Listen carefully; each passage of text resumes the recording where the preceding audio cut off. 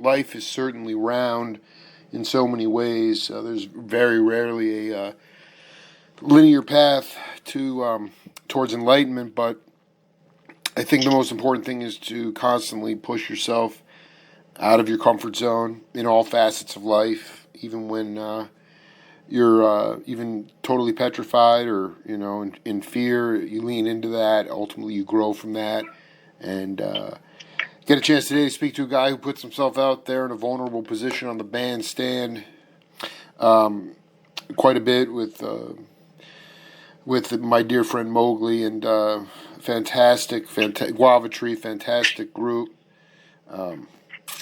And it was really an honor to see him a few months ago at Tree Ford Festival. Tracen Bradshaw, welcome to the Jake Feinberg Show. Hey, thank you so much, man. It's good to hear from you. That show was such a good time. It was wonderful meeting you there and all that.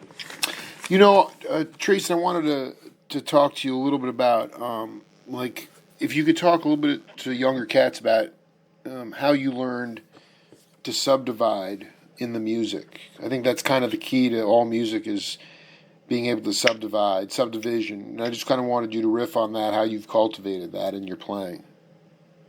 Right, wonderful. Well, so for me, my first introduction into playing music was on the acoustic guitar, in fingerstyle.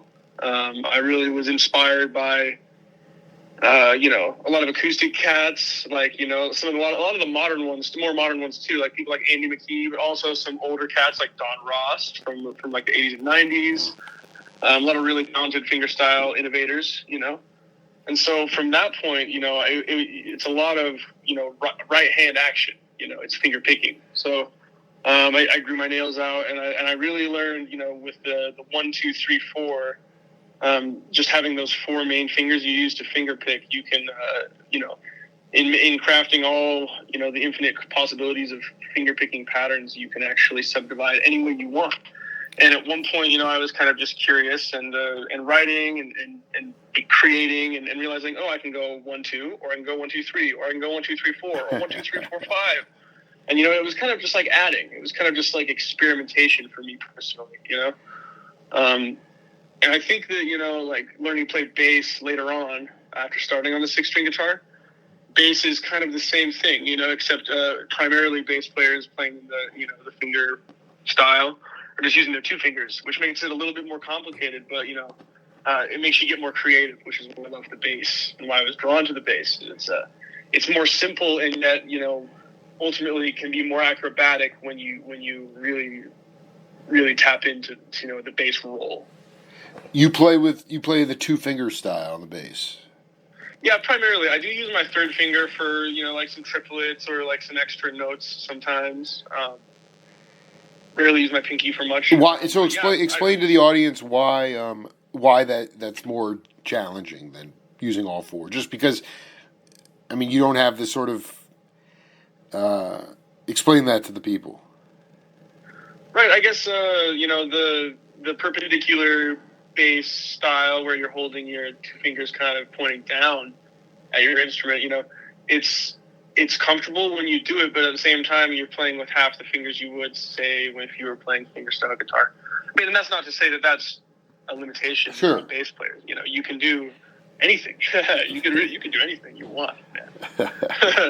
It doesn't matter what it is, if it's good, it's good. And I like to play with my thumb a lot too. There's a style of the muted thumb bass, thumb pull bass. Yeah, the slapping. You can finger pick. I finger pick on bass. I play a 6-string bass a lot of the time, playing chords. Oh, you can, dude. When you play, you have what is it? An alembic? What kind of bass is it? It's actually just an ESP. It's kind of one of their more budget model 6-string basses. It's honestly a nice, really affordable instrument that just a really good road hog kind of situation. Really, I don't mind taking it all over the place, and it's sturdy in climate and whatnot. Do you feel like? Can you talk about syncing up with a drummer? I was thinking back to I was transcribing my interview with this legendary drummer Ron Tutt, who, among others, was Elvis's drummer. But he he found his mate, his bass playing mate, in John Conn. They became, you know, it was just they were always in sync together, and John never pushed and he never dragged, and I just wonder what if you can talk about a rhythm mate. I know you haven't played the bass for that long, but somebody you've sort of synced up with, and how important that is to for this music to take on a life of its own, you know. Right. Well, I think it's really nice to really highlight that relationship with your percussionist or your drummer and your percussionist. In Guava Tree, we play with both, and I've played in bands with both my drummer, my drum set player, Caleb Hayes. I played with him a lot on drum set, but I've also played with our percussionist Dan Fields on drum set in other bands. And so and for a lot of years now.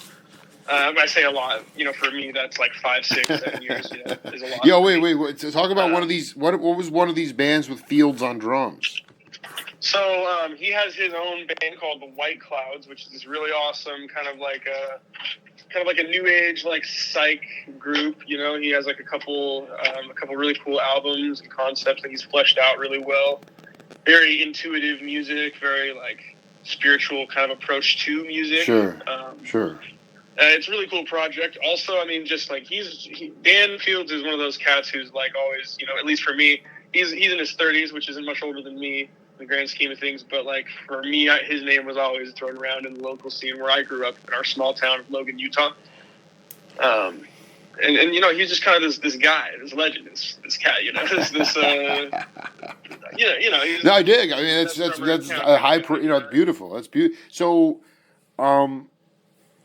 no, I mean, explain from the rhythm section's point of view how you guys can create or at least help provide a padding for new vocabulary within the musical construct, like where you know you'll never play this. I can just tell by your band that you guys never played the same song the same way once.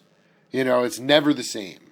And that to me just speaks to feel like, you know, how much does a rhythm section impact the ability to create new vocabulary on the bandstand? Right. Well, you know, I think that there's something to be said for, you know, like the character of these guys that we play with in Guava Tree. Like they definitely like have like a really intimate relationship with percussion, not just as like a rhythm. Like I'm basically, you know, like I think a lot of drummers like forget the melody of the drums. Right. Exactly, dude. Exactly. And like how there is truly like it's really, they're primarily rhythmic instruments, obviously, but like there is like, you know, like a language in drums that can very much coincide with like what we're more familiar with. We think of like melody. Absolutely. In fact, I think it's a guitars and stuff like that. Explain why do they forget that it's melodic? Because the generation before us, I mean, I'm 45, but those cats were all jazzers. They were huge jazz fans, but they didn't necessarily play that kind of music. And I just wonder why. But many of them were melodic players, and I just wonder why you think people forget about that. Yeah, you know, I don't know. I think maybe it's hard to really say. Maybe it's something to be said for the ways in which people are learning music these days. You know, I don't really know. I'm all self-taught. I've kind of learned from like YouTube and stuff like that. And like in contrast with some of my other bandmates, like our percussionists are both, you know, like college drummers. Kind of have gone through the college and musical school experience, you know, which I think is a really cool contrast to kind of like me and Mowgli, where we're primarily self-taught. And I mean, Mowgli's on to like, he's been playing music his whole freaking life, you know. I was a little bit late to the game. No, man, it's great. It's actually a great blend. I mean, how do you got like? So how have you, outside of YouTube, how quickly, once you picked up any instrument, did you start like just playing out live and being vulnerable? Right. Well, I guess my intro to music was, you know, I guess I say I'm self-taught. I did have some like classes in school where we kind of, you know, go through a guitar course. And that was like my first experience performing. Was in school. We do like a formal kind of like recital style kind of deal.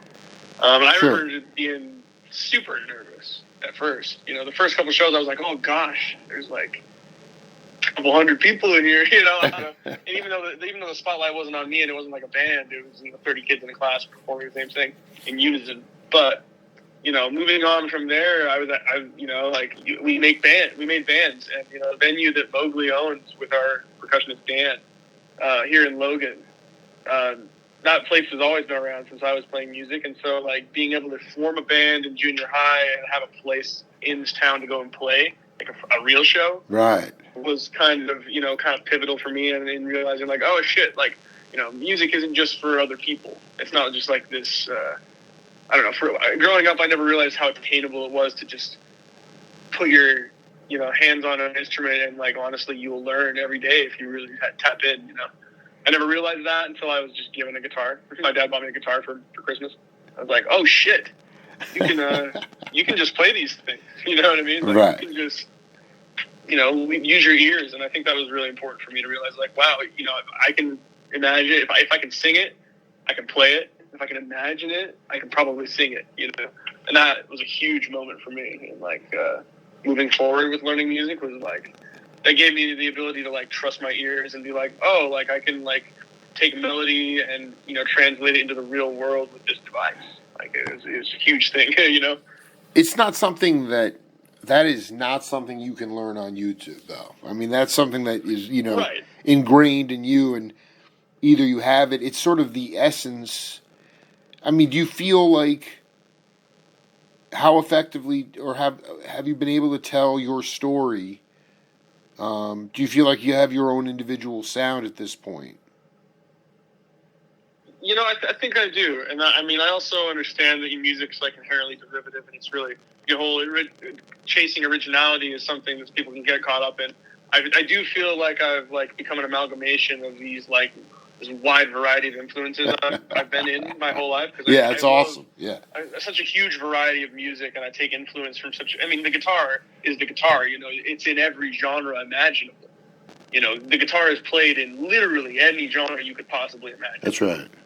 And like, you know, that to me shows just the true versatility of it. And I really find inspiration from tons of non-guitar music too. I mean, I'm primarily guitar and bass, but you know, guitar is where I started and where I culminated a lot of my skill and understanding of music. And so the YouTube thing, kind of bouncing off of that, really all I used that for was like a tool of like, okay, I know these songs, I know the sound in my head or the sound that I've heard, seen others play. Sure. I know this thing, and I want to just know how to play that so that I can then move forward with kind of my ideas.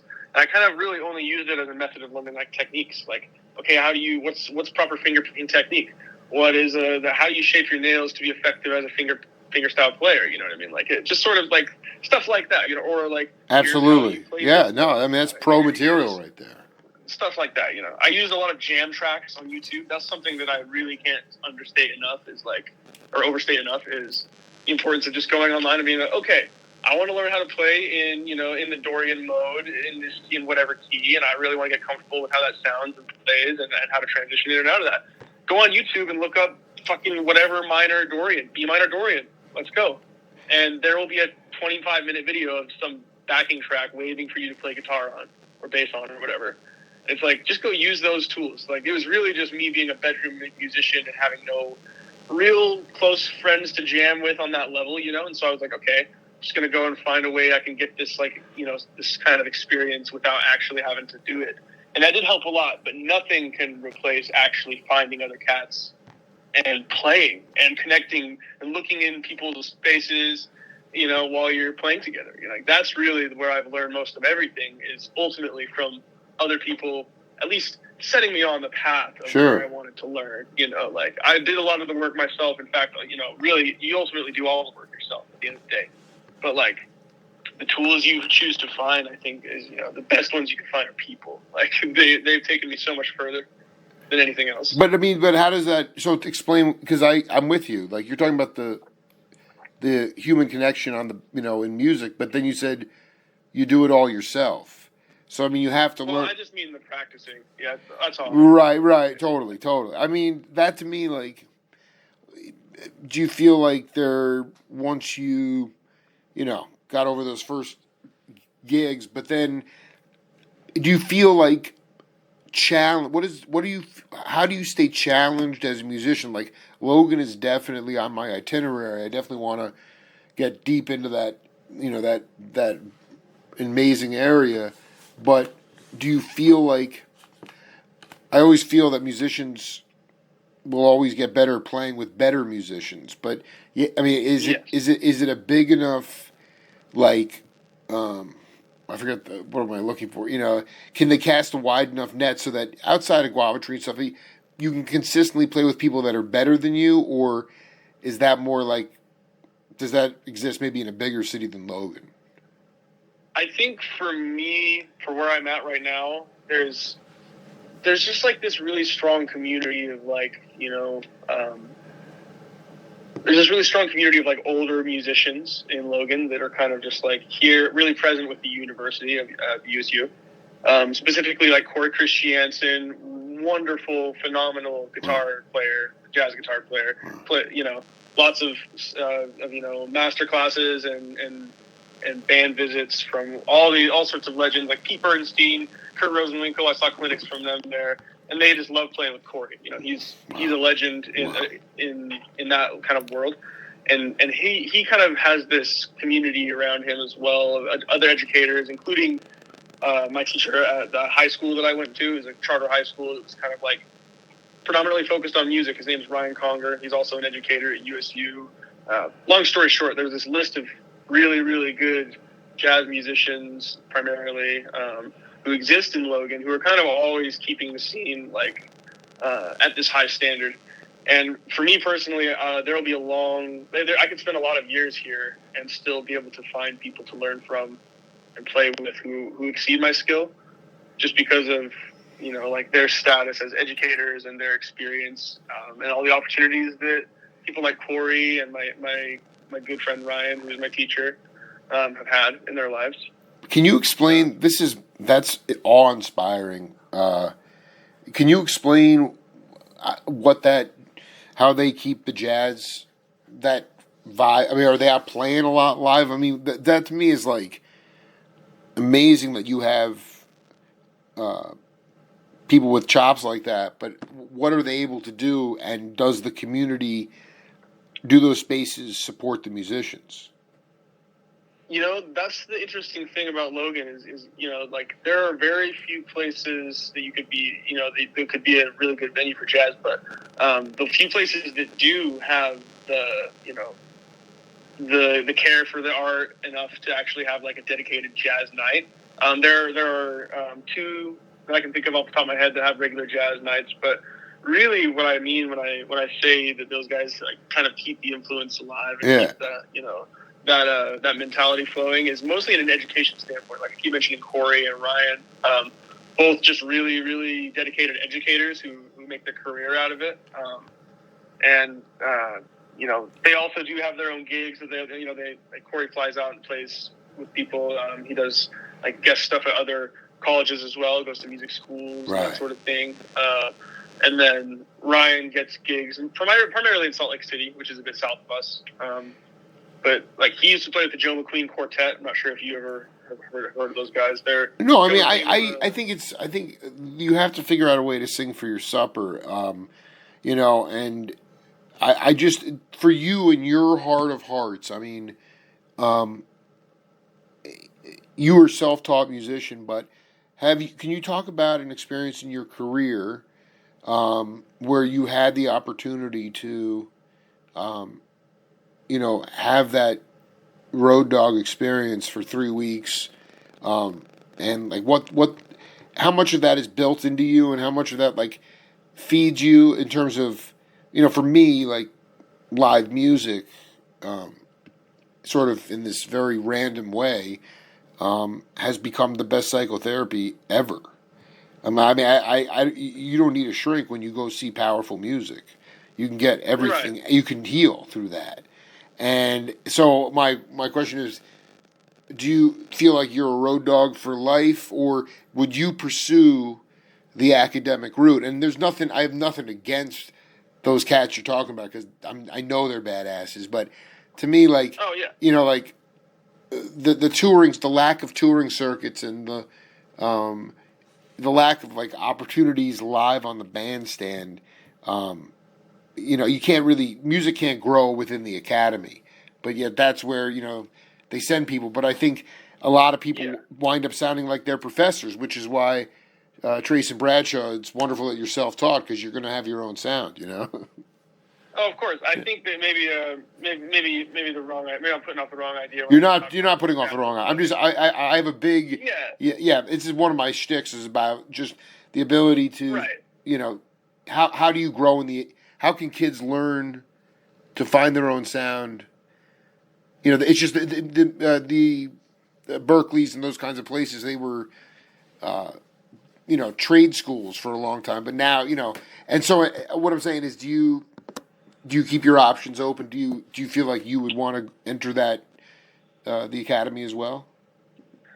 I honestly don't think that I think that I would sooner put all of my time and energy into being successful in music in the non-academic route first.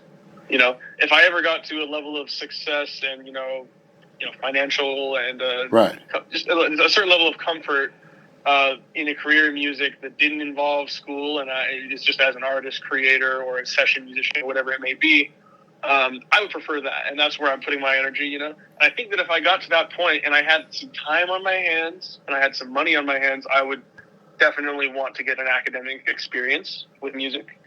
I think that there's, honestly, depending on who you are, I think that there's a lot of benefit to be had from that. I've never been to school for music, but I've talked to a lot of people who have, and I know a lot of people who have. And a lot of them say, yeah, it was cool, but I wish I could have done, I don't know. A lot of them, some of my bandmates say, it was great and I learned a lot, but at the end of the day, most of my, improvement and most of my inspiration and my drive comes from the stuff that's away from that, the playing with other musicians. And I think the Guava Tree is so cool because we are all really, really, really good in different areas, I think, and we kind of complement each other in that way. So we're always inspiring each other. And we all have our own little, we all have our other bands that we play with and people who are better than us in other ways. Right. Not necessarily as players, but a lot of really good songwriters, a lot of talented, singers, just a wide variety. All of us play with 4 or 5, 6 other groups, sometimes independent of each other, sometimes with each other, We have side projects, we have, this and that, and we have different genres. And so a lot of it is us pushing each other in ways that we haven't already pushed each other. Because I think that we have such a wide palette between this community in Logan, not just Guava Tree, but this pretty consistent community of Logan musicians, and Salt Lake as well is included in this, and Ogden, 2 other nearby cities that are filled to the brim with really, really, really good music. Yeah, it's really unbelievably. Have you picked up the bass fiddle yet? The bass fiddle. Yeah, no. the acoustic bass. Yes, of course. Yeah, I just didn't know who would buy that name. Yeah. Dude, I feel like maybe. So talk a little bit about that experience because the arbitrary, totally different way to hold the instrument and muscle usage, and guys like George Porter, who I've interviewed, he messed up his armature, so he couldn't play the upright. But that's a demanding. You're going to bleed. You're going to get calluses. For sure. I've played upright bass a few times. Never a whole lot. I've never owned one and really practiced on one. The closest thing though that I can relate to with that is just me acquiring this. I picked up a semi-hollow electric acoustic, 5-string fretless bass with flat wounds on it. So it really is made to emulate that upright sound. And I've been really getting into that, and really experiencing a fretless instrument for the first time. Because I've never really, I've played fretless instruments here and there, picked them up. Never owned one and never played one long term. So it's been a really nice, experiment and excursion, When you say emulate, what is the fine line there where, is it just merely that you can only emulate it because it's synthetic as opposed to the actual wood and gut strings? Like, what is that difference between having that fretless thing versus the actual upright? Right. I guess when I say emulate, I mostly just think of it's an Ibanez. I forget the model number. It's their semi-hollow fretless bass, and in the description it says it's kind of like the electronics and just the timbre they've strived for in constructing the instrument is kind of made to emulate that upright bass sound without actually kind of having to play an upright bass. And it is pretty close, like when I plug it in, I've got an Ampeg SVT 720. It's a really nice amp, and I can really get a versatile tone out of it. And I actually have put it through there and been like, wow, could fool me with the right touch, That's beautiful. Wow. Could fool me, Wow. Yeah, the right touch. String, so it's got that low B, so you can kind of get the double bass register. It kind of really feels like a double bass out of a good amp, solid, well EQ'd amp. So if one of those cats was... I can't recommend EQ pedals enough. I love using my EQ pedal. It's about the only pedal I really rely on my bass. That's only one pedal. That's really... Talk about that. I mean, that to me is... Well, I do use a wah. I use like a Steve Vai Bad Horsey contour wah, which is actually a guitar pedal. But wow. I find it really... It's kind of like a toggle, like an envelope filter you can toggle. I mean, that is all wah is, obviously, but it really sounds like that bass envelope. Totally. Even though it's a guitar pedal. So I really like that for like leads and some chords and that kind of thing. But other than that, just that 10-band EQ, just kind of like really making my amp sing with my bass. And that's kind of really all I rely on. I don't use fuzz. I kind of really rely on my onboard electronics and my onboard EQ that comes built into the bass to allow me that versatility of tone. Do you... I often wonder about this. I mean, like some cats... if they're in a venue or something, they'll start wearing in-ear monitors, and because they can't hear themselves. And a lot of people like Bernard Purdy were like, yeah, but if Cat's wearing in-ear monitors, then he's listening to himself and he's already behind the beat. And I just know that when I heard you guys that night, there was like a primal, up from the roots kind of force for the music, obviously with the people bringing it, but to me there was also like you guys were taking in the environmental sounds, which are equally important. And I just wanted you to talk a little bit about like how important that nat sound is to you, or do you want to be able to hear everything? I mean, I don't know, to me it's like almost like if 3 out of the 4 guys in the band are going regular, but one guy's not, you can't really grow. You know what I'm saying? Not saying that's happening with you. Right. Yeah. Well, I think it's interesting you bring up that show, and I think it's also interesting you bring up just the whole monitor thing. Like we were actually just talking about how Herbie's band, like Herbie Hancock's band, like they didn't use monitors. Like Herbie was like, no, like we're not. It was like a thing for him, and it was like we're playing this room, this stage, this whatever.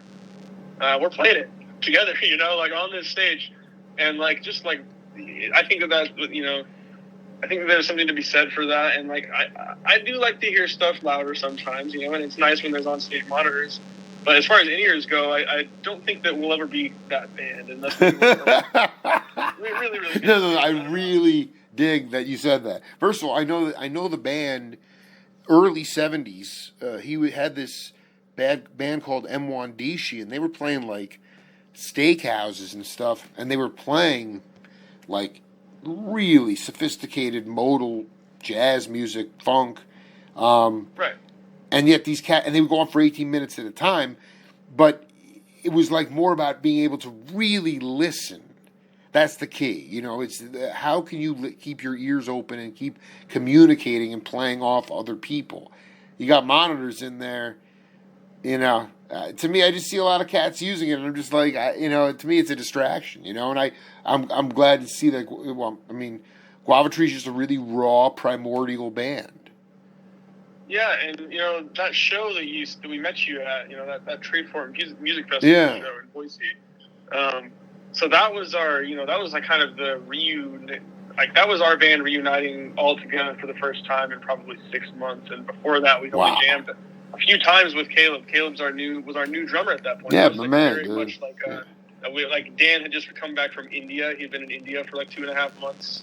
Caleb had just kind of like gotten the idea to move to Utah to join the movement, and join Guava Tree.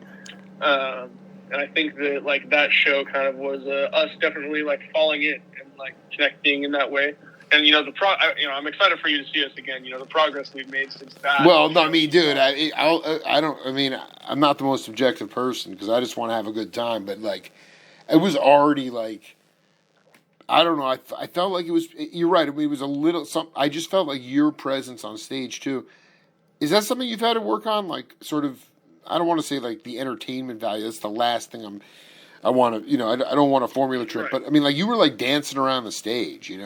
At least that's my memory of it. And I'm just like, have you worked on that entertainment value? I do feel like that is, without sounding like I'm stating the obvious. I just feel like more than ever with all the distractions and the iPhone interfaces that distract us, like it's important to have like not just like unpredictable music, but also unpredictable personalities as well.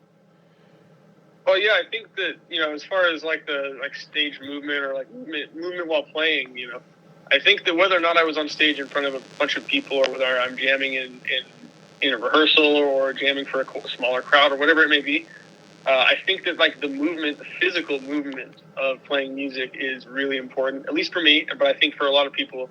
And in my head, personally, this is just where I go with it. Yeah. In my own head, I see the physical relationship, whether that's tapping your foot, bouncing your leg, moving your head back and forth, whatever it is. I mean, there's an intimate relationship we have with rhythm and physical rhythm as human beings. That's our heartbeat. That's our footsteps. That's our chewing. There's rhythm built into our daily lives and our daily functions as humans. And so, like, I think that the movement with music for me is so much like, I don't know. I think Carlos Santana said it really well in this little ad I saw for a jam play course or something. I don't know. He did. I saw an ad with him and he said, well, it doesn't sound like that if you don't make the face, man. It doesn't sound like that if you don't move your body like that, like you are expressing more than just through your instrument. Like it's a physical. Well, no, I mean, what do you, yeah, I mean, talk about that accessing, I guess it's your first chakra, right? It's like the bottom of the Cossacks area. Like you have to go into the primordial area to get to that level. There were a lot of the old school cats would talk about that. It's like, to me, do you feel like you have the ability, to also sort of take on the Socratic method that you must know what you don't know, meaning like you could play some burning 45-minute set. Someone could come up to you and say, "How'd you do that?" And you say, "I have no idea." So like, how have you learned to sort of remove your ego? We all have ego. How have you learned to get out of your own way in order to channel that music from the primordial gut? That's kind of like I really like that you asked that because like that's a big part of like like the path I've ended up taking with like music and playing music with others is like realizing, and honestly, to be quite honest with you, having these realizations in the depths of psychedelic experiences. Oh my god! Experiences where I'm playing with people in a very vulnerable and exposed mental state. Like mushrooms, and LSD and things like that in my past. I still dabble, but I mean, like, I used to be really into that physical connection with the psychedelics. And I think that kind of set me on a path. I won't say that it, playing on psychedelics, made me what I am fully, but it definitely gave me this connection with, okay, I'm playing these things that I wouldn't be playing in this way otherwise. And so I know I'm capable of it. And it taught me that, I should just become vulnerable and actually try to actively seek out that like surrendering, and that actually like, especially when you're playing with other people who are kind of on that wave, it's like you will finally catch that wave together, and you can feel it if you're exposing yourself to it, And I think that the physical movement really helps with that because like when a whole room full of guys playing together is moving together as well, it is like another layer on this wave that we're all riding together, and the surrendering that we're all doing together. It is a connecting experience too. Dude, you're making me crack up because I'm thinking about Jerry Garcia talking about really being on the bandstand, tripping his face off, and thinking that he literally that it was he wasn't going to make it, and right. He got over that fear. He said, "Hey, if this is it, this is it," and he sort of just what you described. I think playing things that you wouldn't normally otherwise play because all your inhibitions are down, you're totally psychedelicized. I think that's just a perfect way. And I think a lot of people, I mean, can you talk about a transcendent experience on LSD, on the bandstand for you when it was like, I mean, and then you heard the tape back and you're like, that was me? Like. Right. Well, okay, so that's actually interesting you asked that. So I've actually had limited experiences with LSD playing for people, but Guava Tree took a journey one time just in Colorado to this nice little like Airbnb trailer on top of a hill. Wow. in Orchard City, Colorado. Beautiful spot overlooking a lake next to a whole bunch of apple orchards. And we set up all our recording. We took like a minimal 8-track recording setup on the road with a MacBook. We set all our shit up in this. I shit you not, it was an Austin Powers themed Airbnb. Like it was like orange shag in this like wood panel trailer with Austin Powers framed shit everywhere. It was a vibe, man. And we all took a whole bunch of mushrooms and just like came up on mushrooms and we're just playing our music and it's music we've been writing and kind of so there's more like modal, like harmonic minor, kind of like wow, yeah, yeah. Eastern inspired jams are a big thing. Like we learn we play like a Turkish traditional song and that really inspires us to play in that way. Wow. So we were really balls deep in that at that time, and we all took I don't even know how much mushrooms. It wasn't a whole crazy amount, but it was enough, And we had just like this really crazy experience where we all talked about it and had a totally different experience and recollection of what was happening and where we were all at. But at the same time, we all kept having mutual moments where we were like, making eye contact and being really vulnerable, and also like it was totally a trip. Shit, what we're doing is really like riding a storm, like having those realizations and kind of epiphany moments where we're just like, holy shit, like we are doing this as we're a fucking band. You know what I mean? Like we were like, I don't know. It was a very connective experience. It was really intense. And the thing was, I didn't think it sounded as good as it did. But we listened back to it. We 8-track recorded everything, and we were like, wow. Like that's like dude, I would love to hear that. That is unbelievable. It was a very inspirational experience. You know what I mean? Like it showed us that like putting ourselves in that state might have been kind of uncomfortable, but it also like was totally worth it. And it actually exposed us to something that we can channel, whether or not we're tripping. I don't really trip to play shows live. I don't know. I just think that I mean that is something that I mean that music alone. Once I mean yeah I mean I think it's sort of like these truthfully like where do you feel is the band just where does the band need to grow the most? How much of the future, not to look too far in the future, it's always about being in the moment, but right. But goals are important. Absolutely. What's the area that Guava Tree needs to grow the most in? I think that we've kind of identified it, and it's really just kind of like I don't know. I think that there's always, many areas that a band can improve in regardless of where you're at. But I think that we've kind of decided mutually for the past, since Caleb has joined the band, we've entered this new phase. We've kind of decided to make listening and playing for the whole as opposed to for the one. Right. All for one. Right. Yeah. And I don't know if you're familiar with Thelonious Monk's famous list of advice that he had written that's blown up everywhere in the jazz community. Yeah, what was it? What did he say? I can pull it up real quick. Anyway, Chick Corea has one too. Yeah. And we were really into that. We like plastered it all over the venue we own. Let me look up Chick Corea's. Yeah, I want to know this. Yeah, it's lovely. it's something that just I'm surprised. I was so like mad I never heard of it until I actually. Nah, you're meant to hear it when you're meant to hear it. Yeah. So this is cheap but good advice for playing music in a group by Chick Corea. Number 1, play only what you hear. Period. That's number 1. Number 2 is if you don't hear anything, don't play anything. Period. Right. Number 3 is don't let your fingers and limbs just wander. Place them intentionally. This is a list of 16, and I won't spoil it. This is unbelievable, the Chick, man. Yeah, I suggest anyone. I mean, the first 3 are really, really good. I mean, there's another one really further down that I really think is important to find to hear. Yeah, this is unbelievable. Number 11, play to make the other musicians sound good. Play things that will make the overall music sound good. And I think that that's like really the best way to say what I'm kind of getting at here is like when you're playing for your band, like, and you really understand how you can support them and make what their parts to be their consistent parts. Because we all, we play, like you said earlier, we play sets differently every time, but at the end of the day, we do have consistencies, and we have ideas that we try to hit. Oh, you have heads and totally, yeah. Yeah, right. Yeah. You know how it is. Yeah, totally. And so we really, I think that kind of, like, I discovered this list, and I also brought up the Thelonious Monk one, which I'm also going to pull that up. Man, this is unbelievable.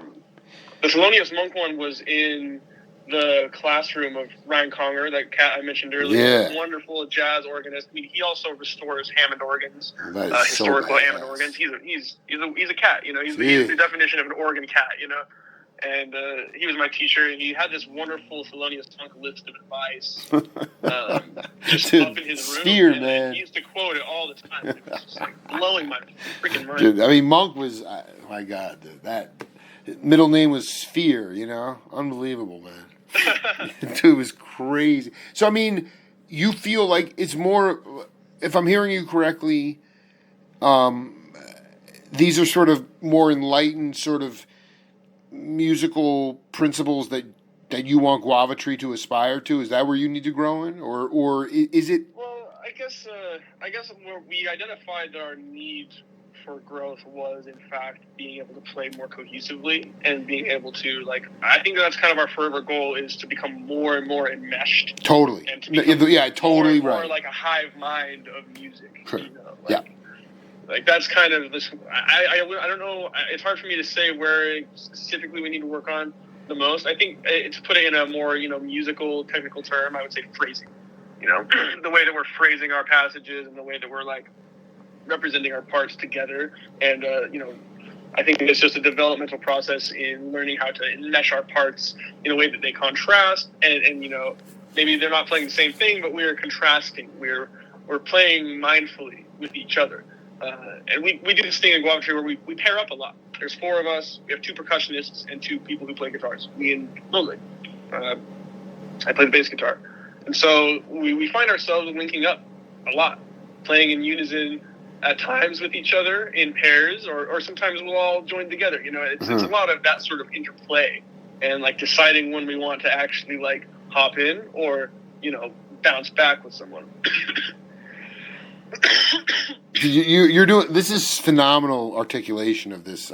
So the idea is, I mean, do you have tunes where have you developed a repertoire where you realize that there are certain tunes that like, they transition into one tune into the other very seamlessly? Like, do you play a lot of tunes back to back like that? Like, and this is why, Jake, I really wish you could see a little bit more of our live experience. And I'd love to come and play in Tucson. Yeah, you got to get to AZ, man.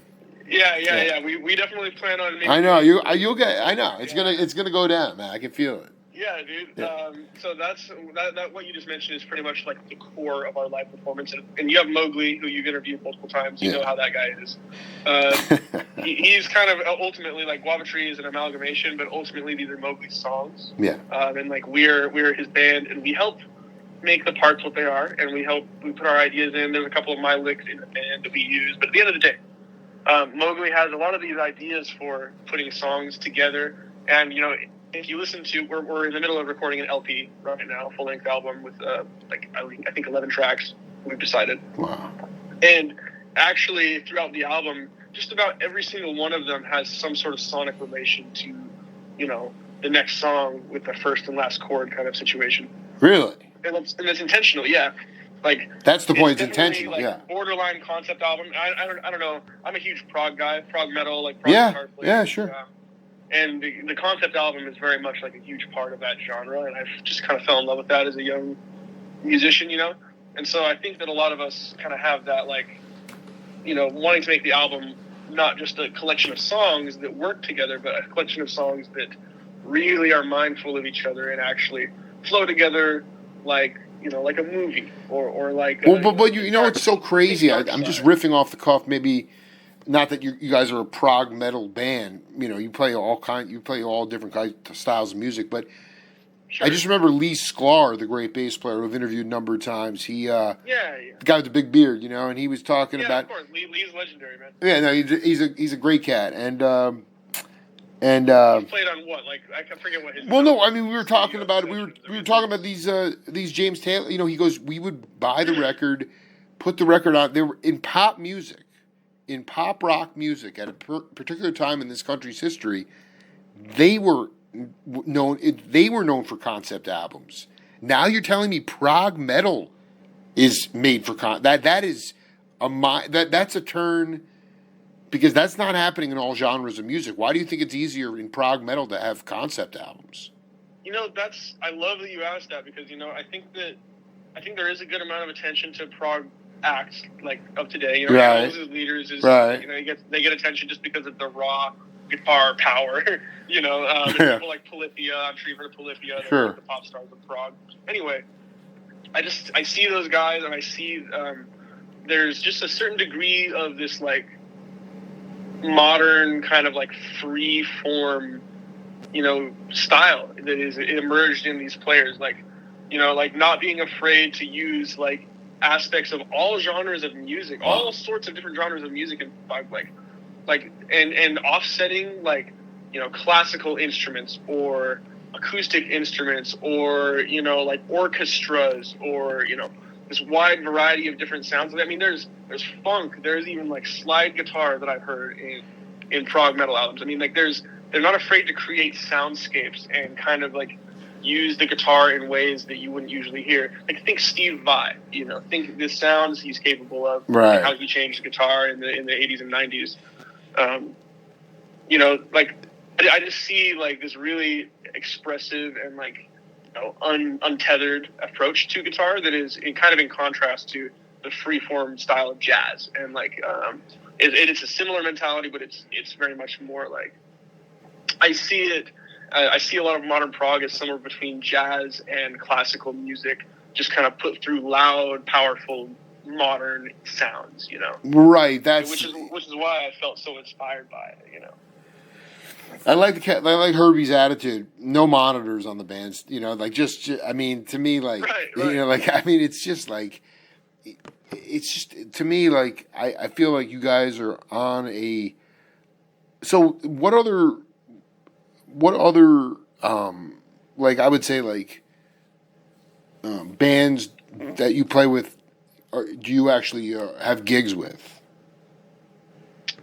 Right. So I play with kind of like this modern like jazz, funk, pop kind of fusion project called Beatnik, which I would love to send you some of. Wow, that sounds fantastic. Yeah, it's a local cat named Peter Labarge, who's kind of like the mastermind behind that band. And he's a very talented songwriter, very talented keyboard player. He plays bass and guitar. I mean, he does it all. He plays most of the stuff on his recordings. Anyway, I've known him for a number of years now, and, you know, we played in bands in the past together. And I mean, his recordings just sound so good. We know a really good producer around here, so we get gigs pretty often, not as often as we'd like. And then me and Dan from Guava Tree, our percussionist, we play with another local cat named Dr. Anderson Safre. He's a Brazilian immigrant who's here for school, and he's just an absolute wizard on guitar. I mean, he can play every Stevie Ray Vaughan song, frontwards, backwards, sideways, every Hendrix song you can imagine. Wow.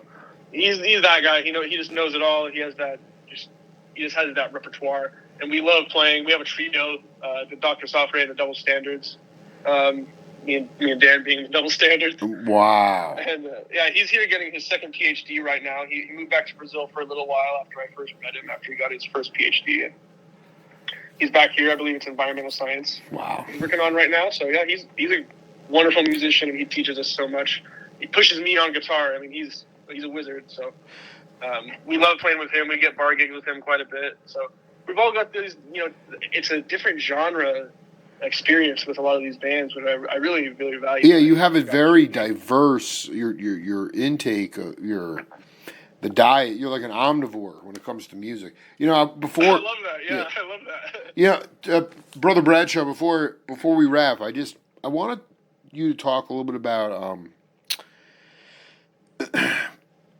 what your advice is. We live in a time now where, it's always been like this to a degree, but back in the day, there was cut sessions and it was competitive, especially. But in jazz, you wanted to have your own individual sound. You didn't want to copy anybody. You didn't want to sound like anybody. Sure, you had your influences, but if somebody, even in the rock or the funk bag in the late '60s, early '70s. If somebody came up and was like, "Hey, you were great. You sounded just like so and so," the person would be like, "What did I do wrong?" And yet, people today, in some ways, because we're saturated with visual material, and a lot of it is very mediocre. At the same time, people are trying to comp other people. They're trying to sound like other people, and I would just say, how have you learned to?